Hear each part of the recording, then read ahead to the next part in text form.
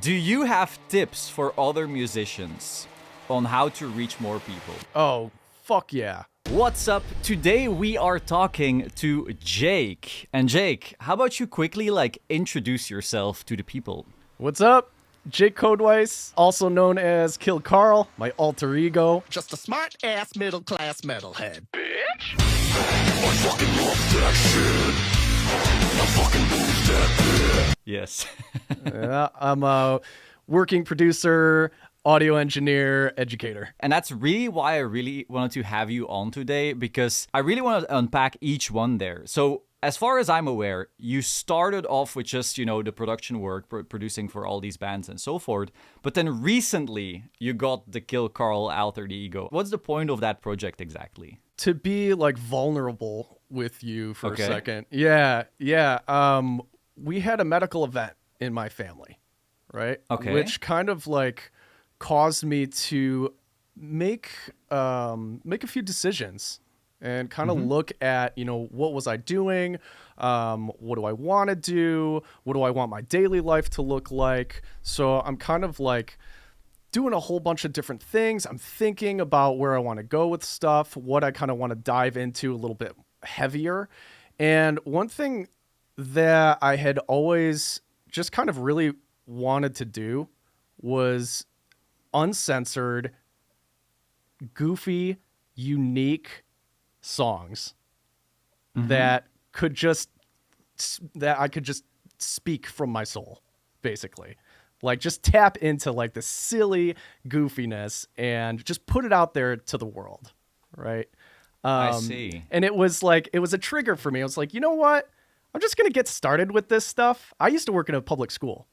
I used to work at in a theater, 1,300 seat theater at a public school district, and I couldn't really express myself the way that that Kill Karl is can express himself. He can be expressive in different ways. Oh, very much so, right? So I've got this inside of me that I've just been kind of wanted to get out there and just pour out into the world, uncensored, no holds barred, just go for it. And it's been fun, man. Just writing goofy ass songs. I mean, okay, so we're really getting into the emotional vulnerability here from the first second here. Yeah. So if I can paraphrase, basically some stuff happened, and that made you realize damn, life, moves forward and things can happen. So I better start, letting all these emotions out now while I still can. Is that basically what it was like? Totally. Yeah, absolutely. Okay, and I see. I'd always had kind of plans to do it, but it's why wait? This was kind of sure. This was the event that kind of kick-started things. I'm you know what?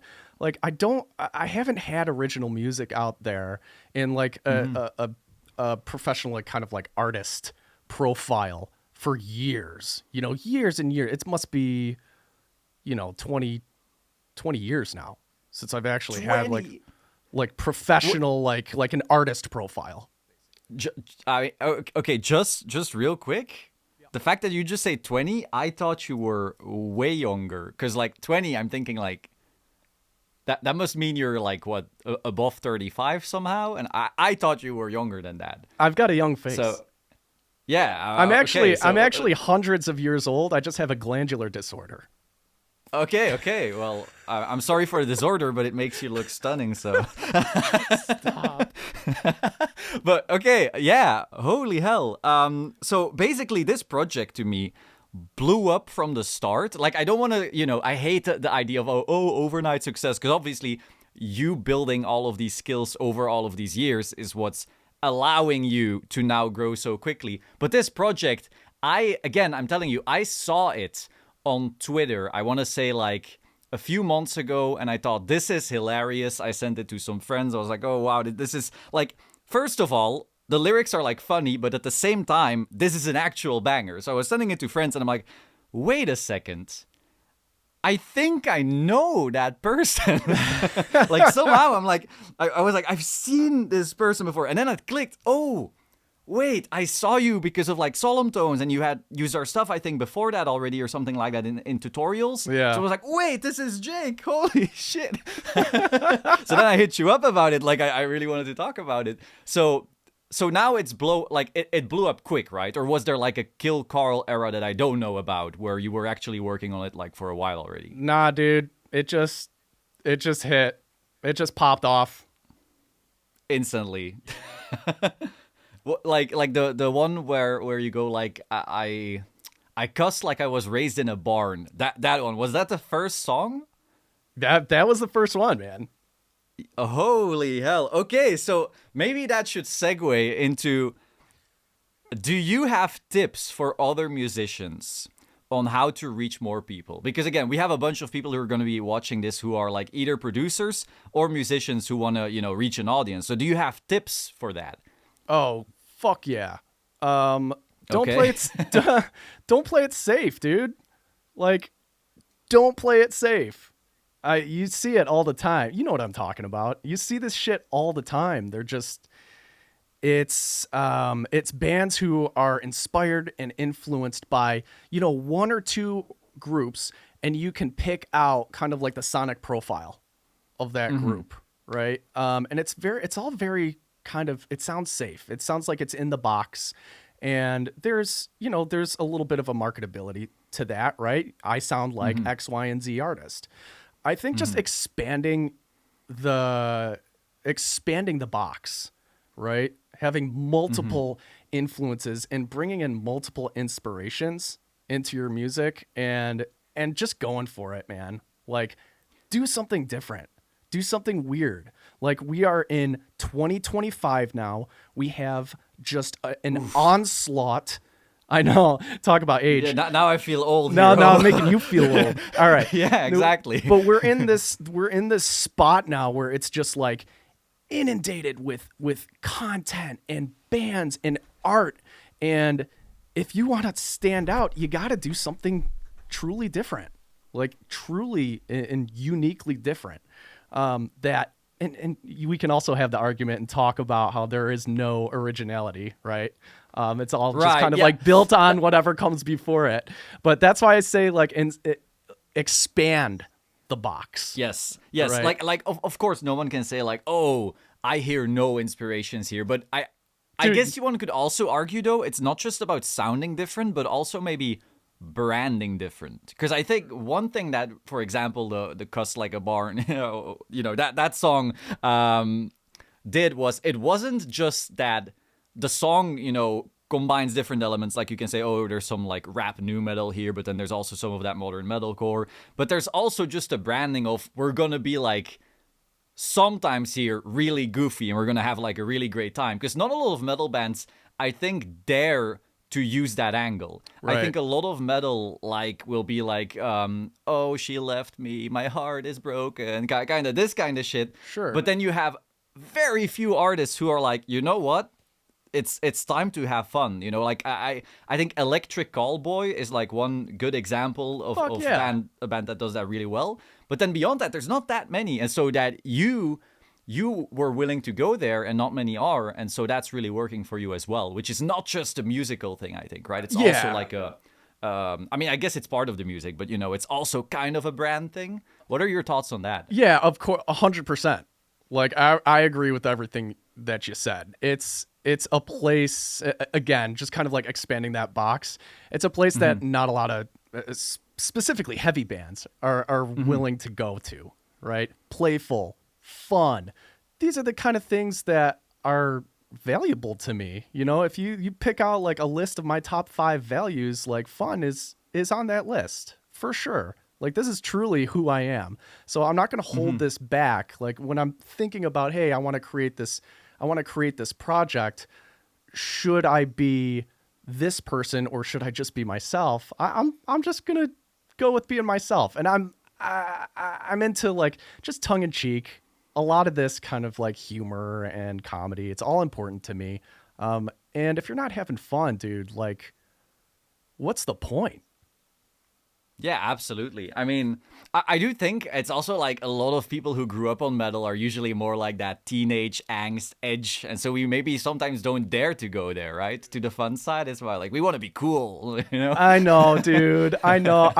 So like I grew up and was inspired by a lot of these guys that were willing to go into humor in music, right? And into like that pop playful punk more so, maybe? I was in a lot of pop punk stuff, but also like a little bit like further beyond that, like Frank Zappa, Mike Patton, the Mr. Bungle project from him.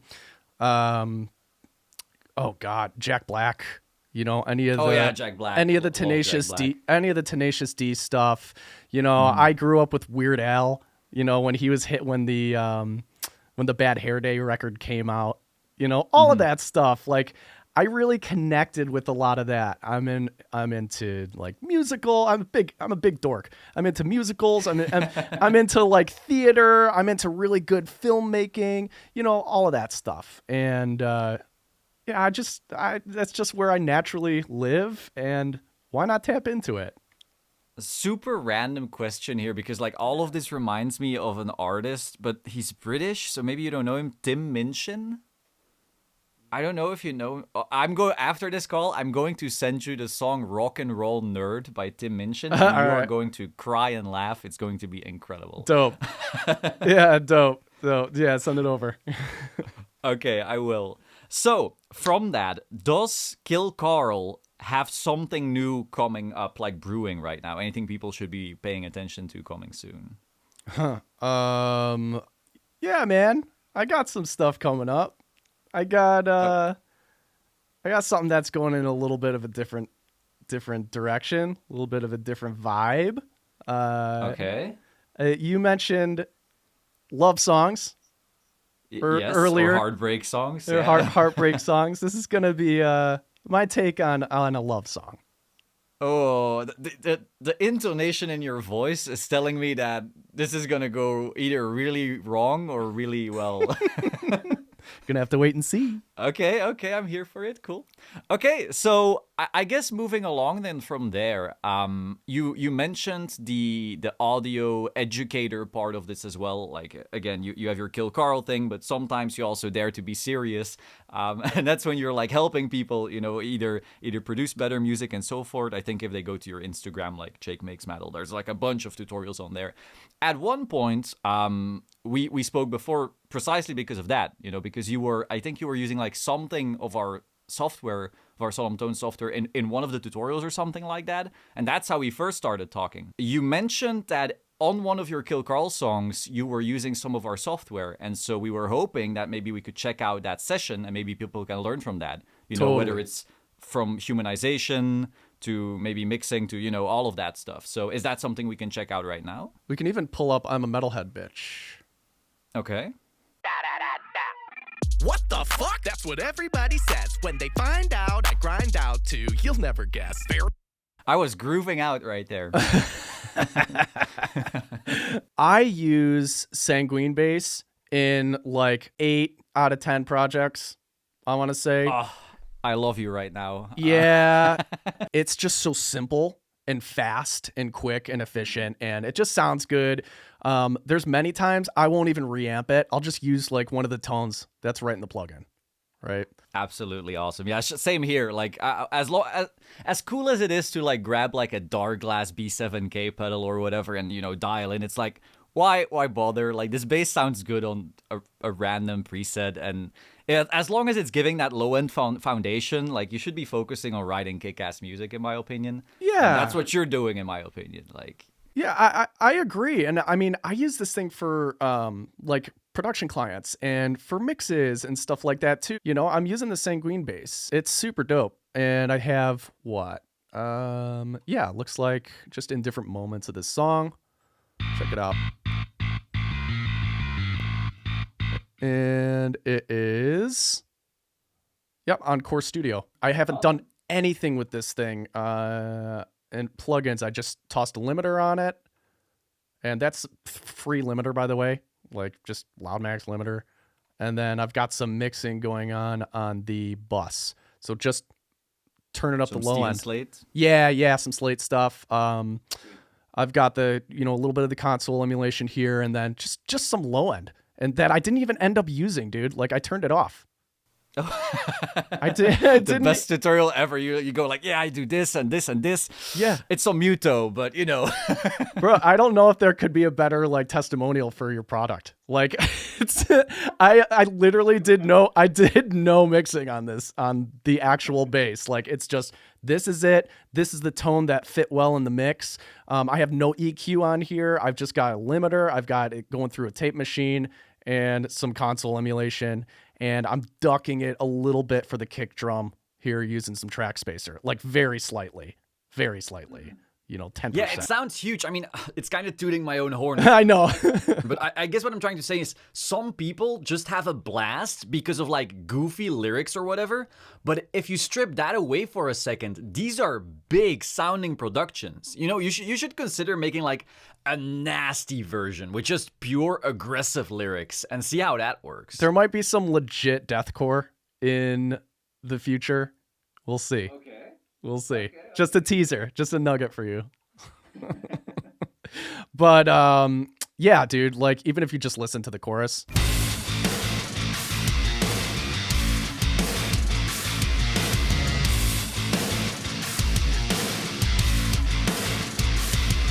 Just tight bass. And real quick, these guitars are the actual scratch track guitars.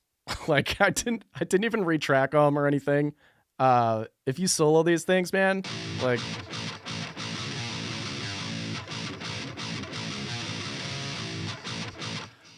I'm just sloppy playing these things, but it fit right in the mix, so I didn't re-record them.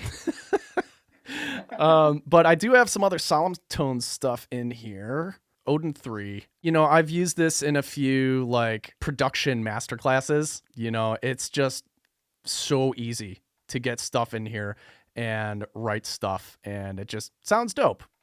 As long as you're managing the articulations, you know the nuances of guitar. In this breakdown section is when these MIDI guitars they come in, right?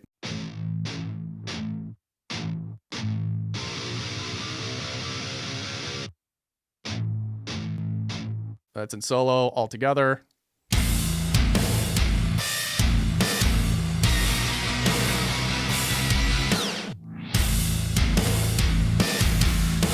And I muted the vocals there so you can just like really hear what's going on. You had one really cool effect over there, like a boss whammy pedal maybe? Maybe we could check that out real quick? Yeah, I don't know what that was either. Let's see.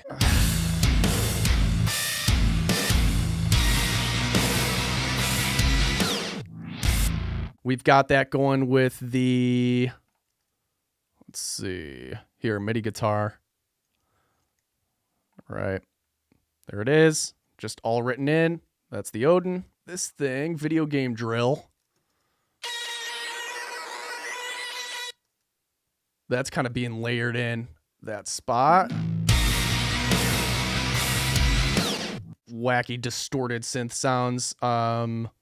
Using Anna 2 here. This is another Slate thing. Great for just those synth layers. We've got for this drill, here's the actual sound. And then we've got this mangled to all hell whammy in there. We got a fuzz followed by a rat and then another whammy.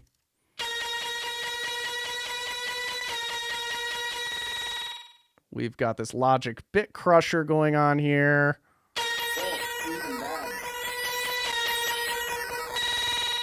Right? What's that? I did not expect to see the actual stock Logic pedal board here. That thing is so underrated. It's great. It's great, dude. I've got some more distortion going on. Decapitator. I don't know why I put rabbit tape on there, but I put rabbit tape on there. And then some EQ. In terms of the guitars with Odin, is there a particular palm mute you gravitate towards? Odin comes with a few, so I'm wondering if you got a favorite. Yeah. I just used like the velocity slider here.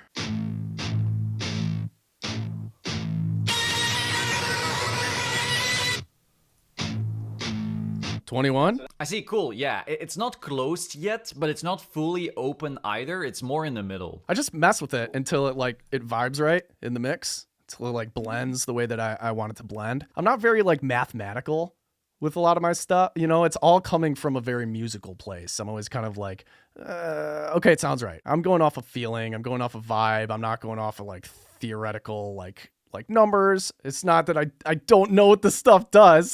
That would be a whole different story. I've got Odin on this MIDI guitar track, but I also have Odin here on a sludge track. Let's hear what that sounds like. Ooh. Yeah, dude. Fucking filthy. Just nasty. Yeah, so like, you know, Gojira with the dirt pedal cranked on it. So you're combining real guitar with Odin here, right? Yeah. Just thickens everything up, but they're playing virtually the same thing, I'm assuming? Yeah, exactly the same thing. Right. So yeah, we've got these main guitars happening. These are kind of like taking the lead, and then we're blending in the Odin guitar. You know, the MIDI, the cleaner one, and then this sludge track just to really thicken it up. You can hear what that sounds like, you know. That's alone. Now we're going to add the Odin. You know, a little bit more width, a little bit more power. Let's add the sludge.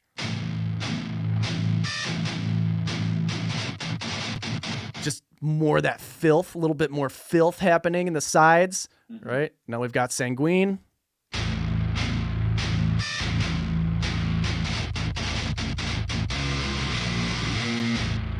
That's the full stack. And then we've got, boom, drums coming in here.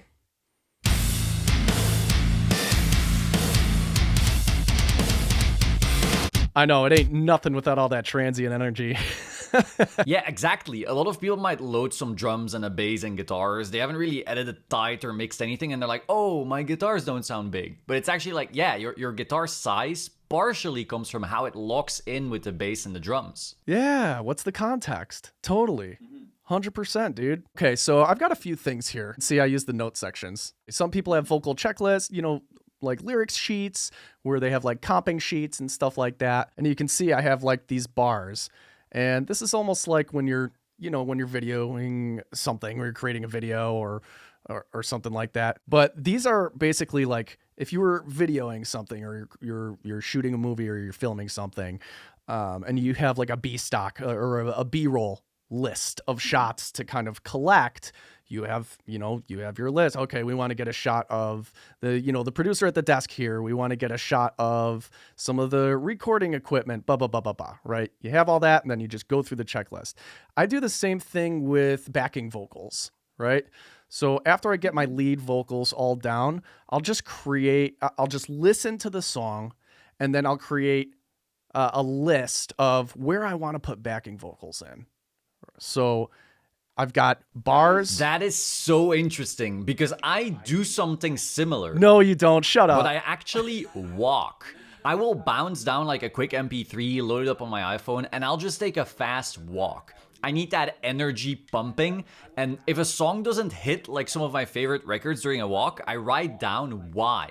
And then with that fresh perspective, I dive right back into the studio. So I use the iPhone Notes app for that, whereas you use Logic Notes. But I mean, it's really cool that we have like a similar idea there. Bro, that's something that like took me so long to get to also. And once I started doing that, it was a game changer. I love that you actually walk like and do it. That's really cool.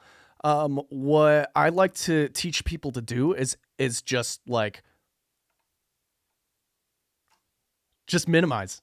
Just minimize the DAW. I do a full playthrough and then I just type down my notes in a notepad, separate notepad, and then I just copy and paste them into Logic. I put the engineer hat back on, say, okay, here's my punch list. Now just get it done. I think it's really important. And if y'all don't do that, give it a try. Like it might really change the game for you. You know, It's huge. I saw it just like randomly on like a live stream. I just saw it on a live stream one day. I don't even remember who it was, and I think it was like an EDM live stream. Like it was like future bass and stuff like that. somebody did it. I'm like, wow. I love that you mentioned that, like the EDM part, because I think when you only listen to metal, you're going to copy too many metal tropes. Whereas if you listen to other genres, there's just so much you're going to take away from that, you know, whether it's rap or K-pop or pop or punk or all these genres, you're going to take away something that other people maybe haven't thought of. Yeah, dude. Like, it's so important. It's so important to open yourself up to that kind of stuff and you know, listen to what's hitting right now on the modern, like, metalcore kind of side of things. Like, what is rising to the top right now? Like, we've got Spirit Box that just has a ton of just EDM elements and a bunch of post-production. We've got Sleep Token right now, who are, especially with the newest album, right? How much of that is actually pop influenced and EDM influenced? I think it's really important, and it really makes you stand out in a lot of ways. You know, if you can use it in a way that, you know, suits your taste and it suits the vibe and it's good for the song. You know, we can take a look at some of those kind of elements inside of this production. I've gotten, you know, this is very much like classic kind of 808 hip hop kind of beat happening, right? Yeah. Like trap hats, you know. Some people joke that this reminded them of Falling in Reverse. Yeah, I kind of get it because, well, yes, Falling in Reverse is a metal band, but if you listen to some of these productions, there's entire verses where it's a trap beat, you know, snare, 808, some synths, and virtually no guitars. Yeah. The metal is almost just an aesthetic on those parts. Totally. You know who else does that really well is Scene Queen. She goes for it, dude. She just goes for it. It's the same idea, you know, it's not everybody's bag, but she's just like being her, and she'll get like pretty, like she says some stuff that I'm just like, oh, and that's me. Like, you know, we got some of those things in here, you know, those post-production effects, more kind of like fusing multiple genres. We've got this machine gun sound in here, right? Like a lot of the sound effects, and you'll hear, you know, why that makes sense, right? Poor, but not war-torn. Now look, I'm really just... The lyric is not war-torn, and then we have like assault rifle, you know, happening in the background. That's also really early 2000s and 90s rap, I feel. To just include like full-on gun samples, not just to layer under an impact, but just using it as the actual gun sound. And that's where, you know, I really started getting influenced, is like, you know, late 90s, early 2000s, like all of that kind of stuff coming to the surface. You can pinpoint where it is in all of my music. I love that. I want to boot up Need for Speed Underground 2. I want to drive a pimped Hummer H2. Open a can of Monster. Did people drink Monster back then already? I don't know. But it's all there. It's all in there. So we've got like stuff like that. You know, we got the machine guns. We've got, like you mentioned, impacts, right? Things like reverses going into like a really impactful section. Like, listen to how these drums drop. Pretty gross, like on their own, but with the reverse that kind of like swoops into it.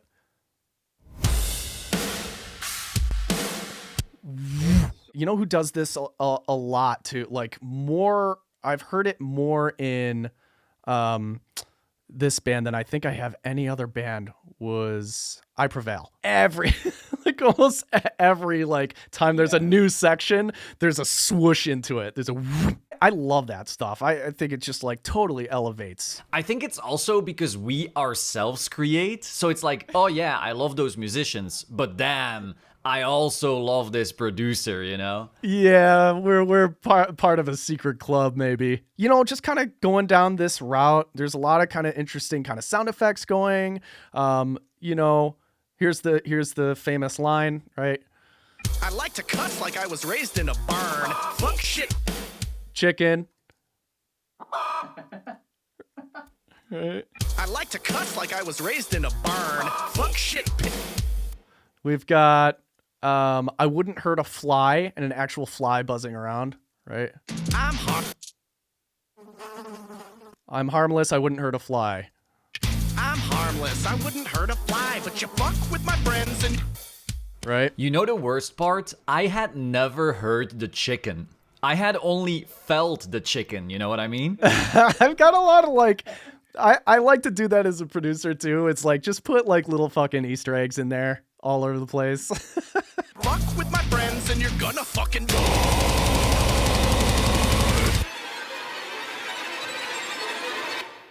It's cacophony. Like, it's supposed to be a very dense kind of section and just anxiety filled section, right? Rage, like blind rage, seeing red, right? We have, you know, more reverses, we have more impacts, hi-hat loops. We've got so risers in this second chorus, right? Clap builder, siren riser. EDM, more EDM influence. Yep, house. Yep. Turned down for what? And then we have, right? And then that just goes through this entire chorus. Right? I'll fucking do it again. I'm fucking blowing the pen. That's what I'm all about. And if you don't fucking like it, then get the fuck out. Oh my god, how... To a full stop. I love left turns in music. Obviously, like you hear it in all of my stuff. A lot of left turns, a lot of false builds, a lot of muting the entire instrumentation while, you know, something else is going on, or maybe it's just complete silence in a spot that you weren't expecting to, you know, you were expecting to hear something. You know, I call those like dopamine shots, right? I also think these moments of contrast work even better because this music is already constantly catching you off guard with all the bouncy moments. Yep. Speaking of which, my favorite moment in the song is actually where everything goes quiet and then there's this little choir almost going like, fuck. That's the peak. That's the best moment to me. Let's check it out. I think it's right here because I can see like where the gap is here, right? I just actually chopped it out instead of muting it. Fucking pissed off, shit is fucking all that I need. Fuck. I'll fucking do. There it is. So everything goes out, and we just got the little munchkins here. I named it Lil Fuck. That's the Lil Fuck bus, and we've got 6 Lil Fucks. We've got 3 on the left, 3 on the right. Fuck. All right, and then Fuck. lower. Fuck. And Fuck. this is literally just like me, like sitting right here. It's just a major triad, like not triad, a major chord, right? Fuck. Continuing down this path of like ear candy, right? We've got this section here. Oh my god, how do you even understand what they're saying? Shut up! Right? Obviously, you've got a whip and a punch. I couldn't find like those two things kind of combined in the way that I really wanted it to hit. So I just used separate samples there. We've got this siren riser. Now fucking move that beat. I've got a demon defeat. So fucking pissed off, shit is fucking all that I need. I'll fucking Sub drop, right? Of course. Oh, the obligatory sub drop. And then again, Siren Riser, just kind of like building that energy, building that excitement through to the end of the song, right? You know, the smartest part here is like it's ending with a riser, and so people think, oh, something's coming, and then it just ends. I think you're psychologically making people want to click repeat. You know? They just want to listen again because something was coming and it didn't. Check this. I think I have this. Okay, so this sound.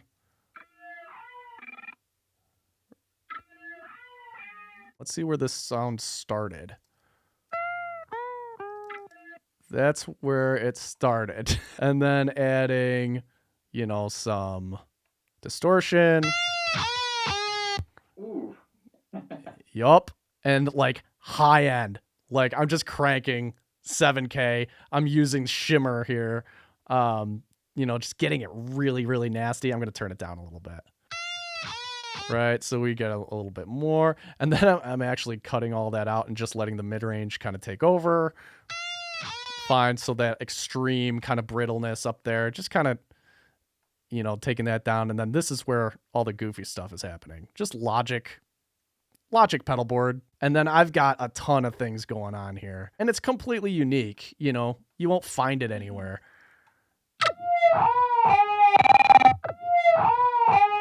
So that is the auto wah plus a wah pedal that has like this wacky automation all built into it. Ooh, yeah. We've got the ring mod here. We've got another whammy pedal here. We've got this tremolo that turns on at the end to create that, and then I have a couple EQ pedals here that's just taking that volume down because obviously it's going to pierce your eardrum and, totally fuck your brain.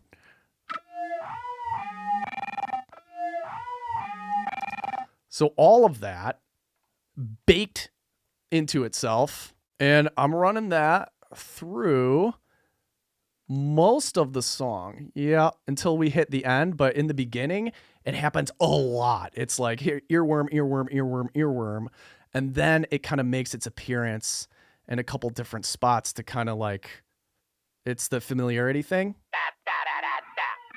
What the fuck? That's like the first sound effect that you hear. I think that's it for like just kind of like basic ear candy. If you want to check out some vocals here for this, it's just clean, straight to the interface, just SM7B straight to the interface. I even kept the pop filter on. Usually I'll take it off and just put like an actual pop filter on there. So main vocals, what do we got here? Yeah, main vocals just taking out all the mid-range. Basically, like this is what a 7B does, right? So taking all of that stuff out, I've got a lot of compression happening. So I'm going through like the SSL. I'm doing some more with the 1176. I'm doing a little bit more with the FG2A. And then I've got de-essing and a little bit of a high-end boost here. A little bit of a boost at like 2K-ish. Get that to pop forward a little bit. A limiter at the end of it all, just keeping it in a nice tight little box, just putting a roof over it. And then we've got like this repeater, like this delay that will, I think it automates on and off. Either that or I didn't use it at all and it's just off. I don't know. I might have just been playing with it. And then a gain plugin probably just for automation. Yeah, on a few parts. I like to try to keep things very minimal. You say after showing that pedal board. I know, after doing like the sound design stuff, right? But in terms of like the mixing, I know it's like I like to keep things simple. I've got like 13 fucking pedals. Okay, yeah, good call. I got like, in terms of the mixing, I do this. This is like the bulk of my work, right? So I have to keep it simple. It's just like the fastest way to get stuff done. I also think it's good for your brain to like just think about, hey, what's the simplest solution to this problem, right? Like, how can I accomplish this with as few moves as possible? Just to do the thing and move on. Keep mixing the fucking song. Right. I think it also gets you out of this forever mixing paralysis. There's a lot of people who just get stuck mixing the same song 50 times instead of mixing 50 different songs and just improving so much faster that way. Yeah, if you want to get like decent at mixing, just mix more songs. Like don't mix one song for 12 months. Like even just mix one song a month and that will make you a better mixer than trying to get that one mix perfect after 12 months of time, right? A pretty important lesson here is also that I will often reference with pro major label tracks, and like as I reference, I'll go, when I listened to this song the first time, I thought this was the biggest sounding song of all time. But now that I'm referencing with it, don't get me wrong, it's good, but it's not magic either, Yeah. It's not all about the mix. It's also about like actually good songwriting and the branding and all the vibes around it as you were listening to it. Totally, dude. It is so much more about like the production and like the writing, that just getting the song and getting the vibe and the feel of the song. That's what, that's what studio life is, right? You go into the studio and you get with a really magical kind of group of people and you make the magic happen in a day, in like however many hours, an overnight, or like a week if you're doing it out, a couple weeks, a couple months if you have the money for it, doing the album. Get me on the soapbox here. And what happens too is like you get down the journey, you go down that path and like, okay, now I'm doing this professionally. Like this is how I'm feeding my family, blah, blah, blah. And then you start to get like really confident.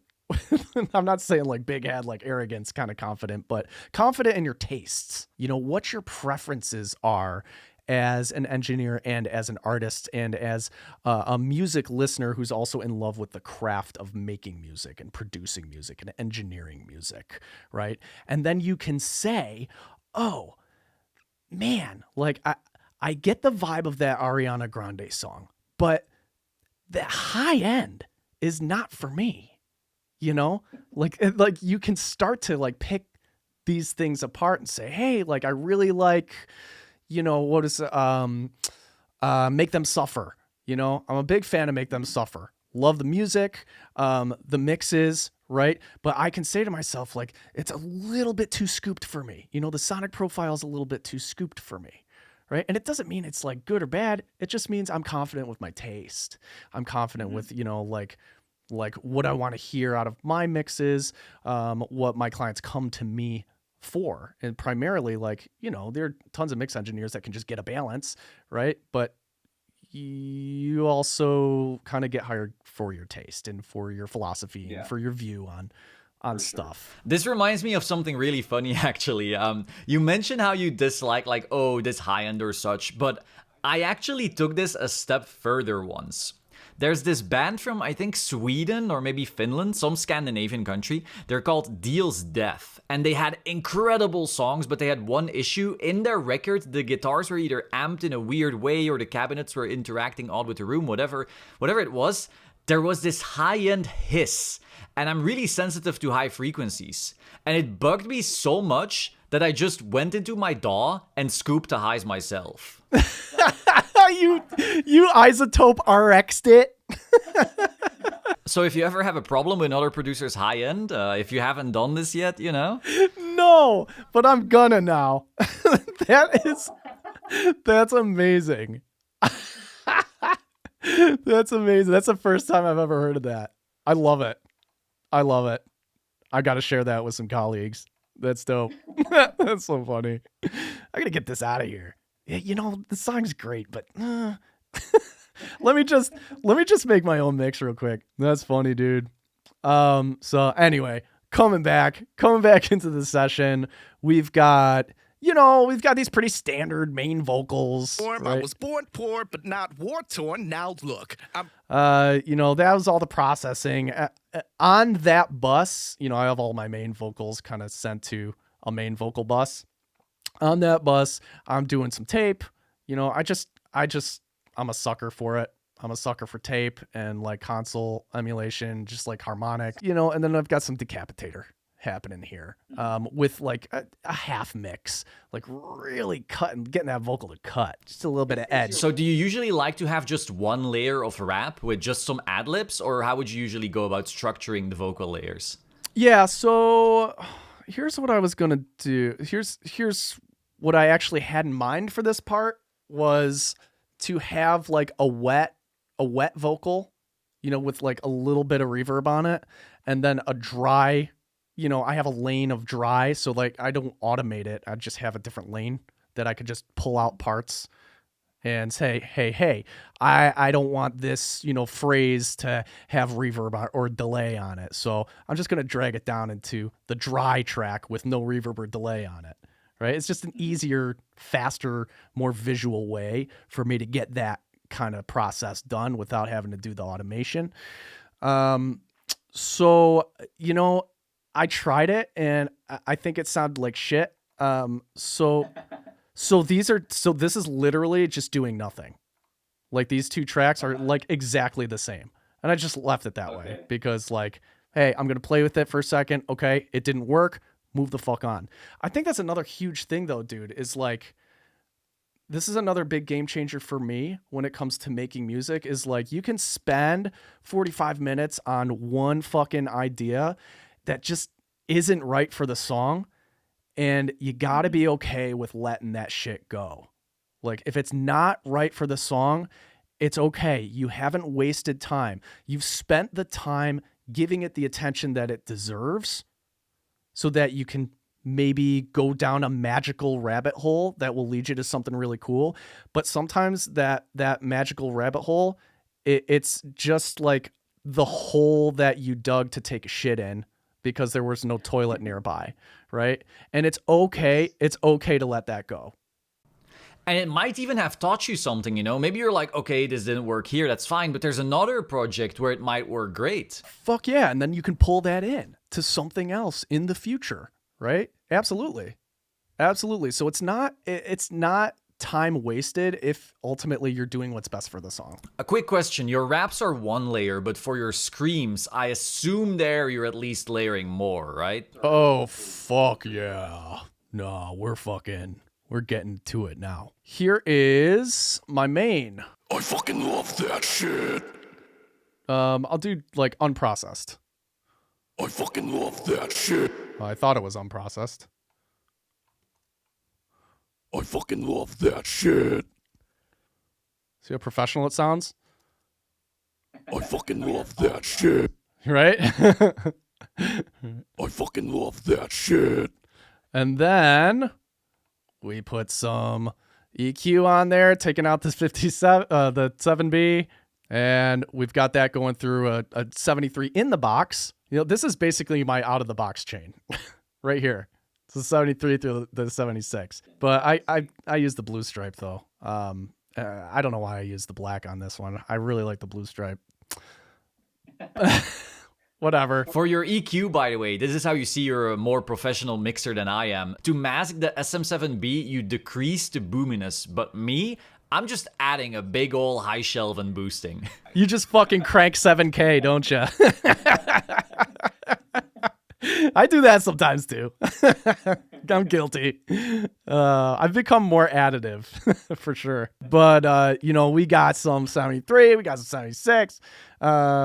We got, again, just like the SSL, I only use this for like the dynamics section, and I'm pushing it through two more fucking compressors here, right? I'm just loading it up.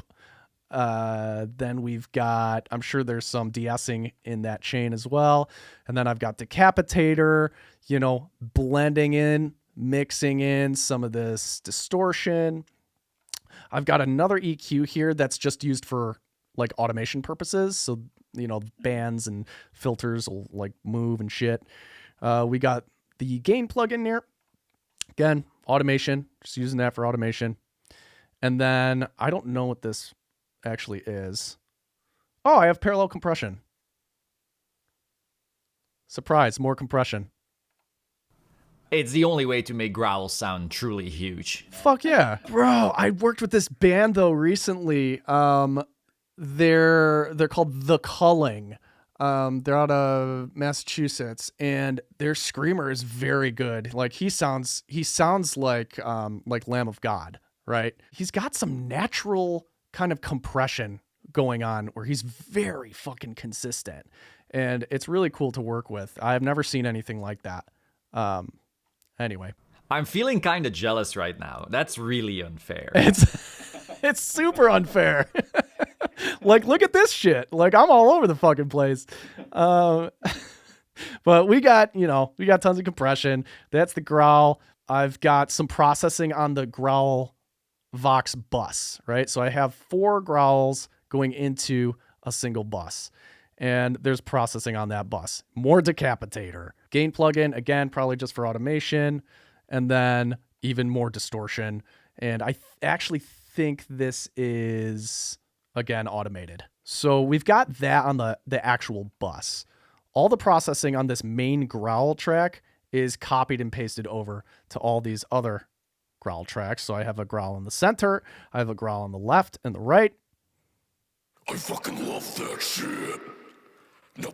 Ah, yes.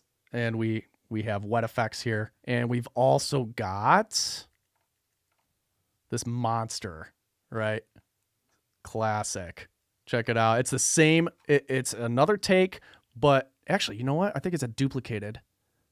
Yeah, I just duplicated this take down and pitch shifted it down 4 semitones.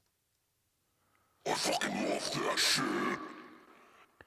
So pitch shifted down. Yep, 4 semitones and the format to give it that really demonic kind of gross mouthful of marble sound. That's so interesting. I don't know if you know about this, but we literally have an older plugin of ours called Beast that does this automatically.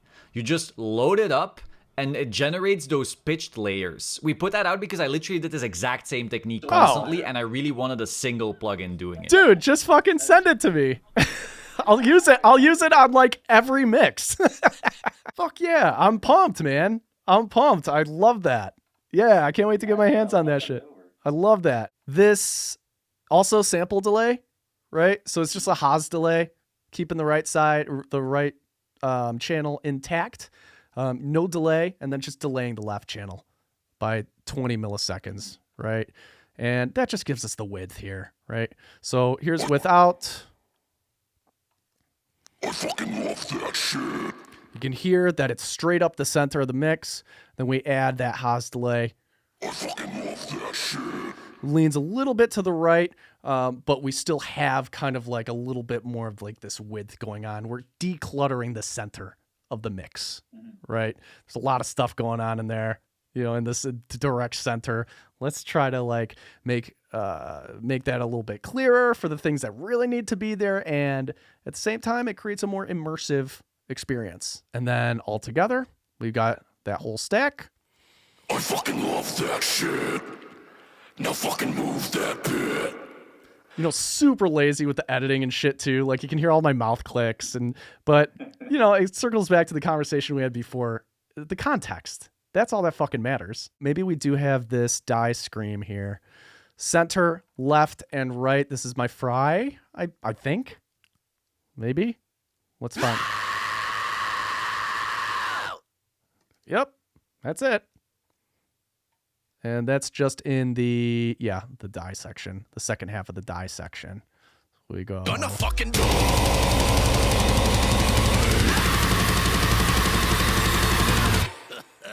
It looks like I do have some layered, like, again, piggybacking on another conversation we already had, the layering, right? Layering, so fucking important. Love that shit. Move that bit. Yeah, so a lot of kind of like buried kind of, you know, subconscious things actually happening in these choruses.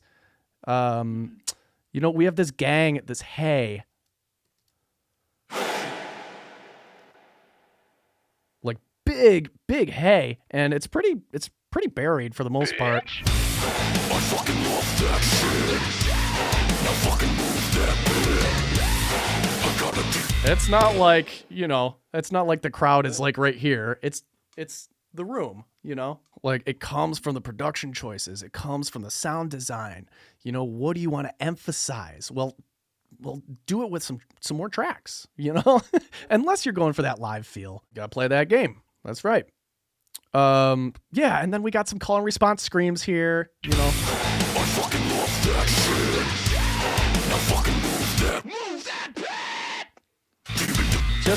Just a pair like you would double guitars left and right, you know. In case you haven't noticed, I'm a big LCR fan. You know, it's pretty rare that I'm going to pan something halfway or or like narrow unless it's like a piece of the drum kit or, you know, something that really needs it. The growl left and right's full. I have that growl in the center and then a full left and right. I fucking love that shit. Yeah, that shit is just, it's wide, it's full spectrum. That's so interesting. I'm used to panning vocals maybe like 30 or 50%, but this wide is really something else. Dude, you hear that a lot in like, Memphis Mayfire. When the doubles come in, they're fucking wide, dude. A lot of pop stuff. You listen to Pop Top 40, that shit is wide. It's full left and right. It's not always the move, but for me, it's always the move. it's almost always the move. I got bands that don't like it though. I've got bands that are just like, nah, we want kind of like, we don't like that really wide kind of sound. We want a little bit more narrow. I think we got lots of nuggets here, honestly. Like, like the hard panning thing, I really gotta try. The Logic Pro X pedal board with all the weird I gotta try that too. I think we overall have like a lot of, how do I say, overlapping production ideas. But I do think a lot of the stuff you've mentioned is stuff other people definitely also need to try. So I'm just very happy that we have similar tastes when it comes to production. Hell yeah, man. It's awesome. Yeah. So is there anything that, like, before we wrap this up, that you still want to share with people? Like something they should check out of yours? All of my stuff is pretty publicly available through like socials, through YouTube. I'm a part of like 3 organizations. One, it's the Kill Karl stuff. That's my alter ego. That's kind of my artist side of things. 2 is Jake Makes Metal. You can check me out on Instagram at Jake Makes Metal. That's where all of my client work kind of flows through. So mixing work, mastering work, production work. That's like the studio page. And for education and for mentorship, mastering.com. I'm a co-creator for that company. It used to be Musician on a Mission. We changed over to mastering.com within the past, I think it's been 3 years now, maybe. So you own that domain name, mastering.com? Yeah. That is insane. That is, I mean, like, everything else is really cool too. Don't get me wrong. Like, go check him out. Amazing fucking music. But you own mastering.com? That's like owning porn.com. It's like such a huge domain name to have. I know, dude. It's wild. And I, like when that came up, I was like, oh my God. Like, how is that? How does that even exist? Like, how is that even? Yeah. How is that not taken? How can somebody even grab that? Or something? I didn't personally lock that in, but it still kind of baffles me to this day that we're able to get it. Yeah. I mean, whoever you work with, unless they're a millionaire, is just really lucky. All right, sick. Well, everyone, thanks for watching so far. Be sure to check out Jake. If you want to buy some sweet plugins, go to solemntones.com as always, and happy producing.